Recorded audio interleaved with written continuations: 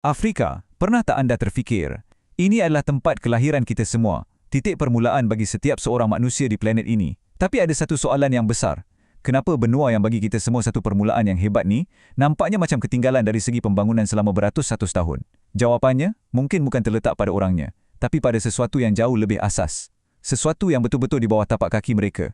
Geografi. Kita semua rasa kita tahu macam mana rupa dunia ni kan?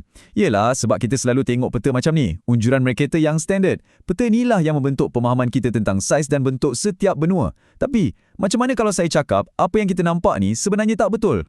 Sebabnya, peta boleh menipu. Dan selalunya memang ia menipu. Realiti saiz dan skala sebenar tu selalunya dah diherotkan. Dan mungkin, herotan yang paling besar sekali dalam semua peta adalah benua Afrika itu sendiri. Cuba tengok Greenland kat peta biasa. Nampak besar kan? Hampir sama saiz dengan Afrika. Tapi hakikatnya, Afrika adalah 14 kali ganda lebih besar. Cuba bayangkan. Anda boleh letak seluruh Amerika Syarikat, China, India, Jepun dan hampir seluruh Eropah masuk ke dalam Afrika. Dan masih ada ruang lagi tau. Skala yang luar biasa inilah kunci pertama untuk kita faham semua cabaran yang dihadapinya. Okey, jom kita bedah siasat misteri ni sama-sama. Mula-mula, kita akan tengok macam mana geografi semula jadi Afrika tu sendiri jadi halangan paling besar. Lepas tu, kita akan kaji macam mana sempadan-sempadan yang orang Eropah lukis sesuka hati tu menambahkan lagi masalah. Kemudian, kita akan bongkar satu paradoks tentang sumber kekayaan Afrika yang jadi rahmat dan sumpahan pada masa yang sama. Seterusnya, kita tengok perebutan kuasa moden untuk pengaruh kat sana. Dan akhir sekali, kita akan cuba tengok apa agaknya masa depan yang menanti benua yang hebat ni. Baiklah, bahagian 1. Halangan geografi Afrika. Macam mana halangan-halangan semula jadi ni telah membentuk takdir sebuah benua? Penulis Jared Diamond ada cakap satu benda yang menarik. Ia bertentangan dengan apa yang dijangkakan daripada pelari yang bermula dulu. Fikirkan balik, manusia kan bermula di Afrika. Sepatutnya mereka ada head start. Tapi geografinya meletakkan satu tembok yang sangat besar. Di utara ada gurun Sahara yang maha luas, di sekelilingnya pula Lautan Atlantik dan Hindi. Semua ni macam mengurung Afrika, memisahkannya daripada rangkaian perdagangan dan pertukaran idea besar yang sedang pesat membangun di seluruh Eurasia. Okey, kita tengok masalah pertama. Garis pantainya. Cuba bandingkan dengan Eropah yang penuh dengan teluk-teluk dan semenanjung yang mewujudkan beratus-ratus pelabuhan semula jadi. Pantai Afrika pula, kebanyakannya lurus dan licin. Hasilnya, sangat sikit tempat yang selamat untuk kapal-kapal besar berlabuh. Jadi, sejak dari dulu lagi, benda ni dah membantutkan potensi perdagangan melalui laut. Okey, kalau bukan laut, macam mana pula dengan sungai? Afrika ada sungai-sungai yang hebat, Zambezi, Kongo, Nil. Tapi ada satu masalah besar. Tak macam sungai-sungai ke Eropah, sungai ke Afrika ni penuh dengan air terjun dan jeram yang memang mustahil untuk kapal lalu dari hulu ke hilir. Jadi, sungai-sungai ni tak pernah dapat berfungsi sebagai lebuh raya perdagangan yang menghubungkan kekayaan di pedalaman dengan dunia luar. Jadi, bila kita gabungkan semua ni, tak banyak haiwan dan tumbuhan yang boleh diternak, ada padang pasir dan hutan tebal yang susah nak ditembusi, tambah lagi dengan penyakit-penyakit macam malaria, kita dapat satu resepi persekitaran yang menjadikan pembinaan tamadun besar, perdagangan berskala luas dan penyatuan empayar hampir mustahil untuk beribu-ribu tahun lamanya. Kita masuk bahagian 2, sempadan buatan Eropah. Ia macam melukis garisan atas pasir dengan dakwat dan kejahilan semata-mata. Pada hujung abad ke-19, kuasa-kuasa Eropah melancarkan apa yang dipanggil perebutan untuk Afrika. Cuba bayangkan situasi ini. Dalam bilik-bilik mesyuarat yang selesa di London, Paris dan Berlin, diplomat-diplomat ni ambil pembaris dan terus lukis garisan lurus atas peta Afrika. Mereka bahagi-bahagikan benua tu sesuka hati tanpa ambil tahu langsung pasal gunung ganang, sungai, apatah lagi beribu-ribu suku kaum dan budaya yang dah lama wujud kat sana. Tindakan ni macam melagakan dua dunia yang berbeza. Satu pihak, idea negara bangsa Eropah yang sangat rigid. Pihak yang lagi satu, realiti Afrika yang cair dengan beribu-ribu bahasa dan budaya. Apa akibatnya? Suku kaum yang dah lama bermusuh tiba-tiba dipaksa hidup di bawah satu bendera. Manakala komuniti dan keluarga yang lain pula terpisah dibagikan oleh garisan khayalan atas peta. Dan kesannya, ia menanam benih-benih konflik yang masih kita nampak sampai hari ini. Banyak perang saudara di negara macam Nigeria, Sudan dan Republik Demokratik Kongo. Puncanya datang terus dari sempadan-sempadan buatan ni.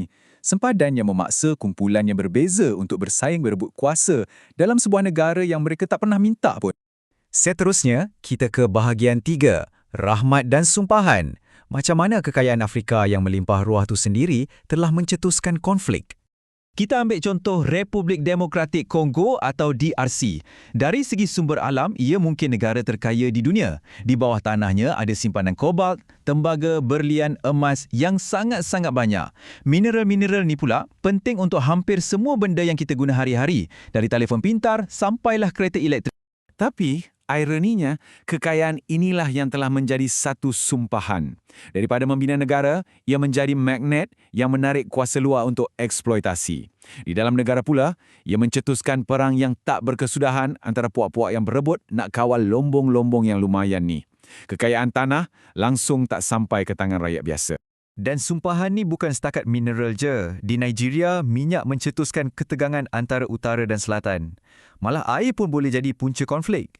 Bila Ethiopia bina empangan Renaissance gergasi di Sungai Nil, ia terus mencetuskan kebimbangan besar di Mesir yang 100% bergantung pada sungai itu untuk terus hidup. Ini menunjukkan macam mana sumber paling asas pun boleh jadi senjata. Ini membawa kita ke zaman moden. Bahagian 4, perebutan baharu untuk Afrika. Persaingan abad ke-21 untuk sumber dan pengaruh. Hari ini, perebutan ni masih berjalan tapi dengan pemain dan peraturan yang berbeza. Di satu sudut, kita ada kuasa barat, Amerika Syarikat dan Eropah. Cara mereka lebih kurang macam ni. Kami akan melabur tapi anda kena buat reformasi ekonomi dan kami ada beberapa soalan tentang hak asasi manusia. Di sudut lain pula ada China. Cara mereka lebih direct. Kami nak sumber anda dan sebagai balasan kami akan bina infrastruktur untuk anda. Tak ada soalan-soalan susah pasal politik dalaman atau rasuah. Dan nampaknya pendekatan China ni sangat berkesan. China sekarang dah jadi rakan dagang dominan untuk kebanyakan negara Afrika, jauh mengatasi kuasa-kuasa barat. Mereka melabur berbilion-bilion dolar untuk bina jalan raya, pelabuhan dan landasan kereta api. Contohnya macam di Angola. Dengan satu tujuan utama, untuk melancarkan aliran sumber alam Afrika terus ke China. Jadi, dengan semua cabaran ni, apa agaknya yang menanti di masa hadapan? Bahagian 5, apa yang akan berlaku pada masa hadapan? Mengatasi penjara geografi. Tapi, di sebalik semua cabaran ni, cerita dia tak habis kat situ. Ada banyak tanda-tanda harapan yang jelas. Sungai-sungai yang dulu jadi halangan, sekarang dah menjana kuasa hidroelektrik. Kadar kemiskinan makin menurun, tahap pendidikan dan kesihatan pula makin meningkat. Dan yang paling penting, infrastruktur baharu macam jalan raya dan landasan kereta api akhirnya mula menghubungkan benua ni dari dalam, mengatasi belenggu geografi masa lampau. Dan kemajuan ini sangat-sangat penting sebab masa depan dunia banyak bergantung pada Afrika. PBB menganggarkan populasi Afrika Sub-Sahara akan berganda menjelang tahun 2050, mencecah 2.4 bilion orang. Ini satu cabaran yang maha besar, tapi pada masa yang sama ia juga adalah satu letusan potensi manusia yang paling hebat di planet ini. Sejarah dan geografi telah memberikan Afrika kad yang sangat sukar untuk dimainkan. Halangan alam semula jadi dan sempadan buatan manusia telah mencipta cabaran yang berlapis-lapis. Jadi, persoalan besar untuk abad ini ialah, mampukah negara-negara Afrika bekerjasama untuk mengatasi warisan lampau ni dan menulis nasib mereka sendiri? Mampukah mereka mengubah sumpahan geografi menjadi rahmat untuk masa depan? Satu dunia sedang memerhati.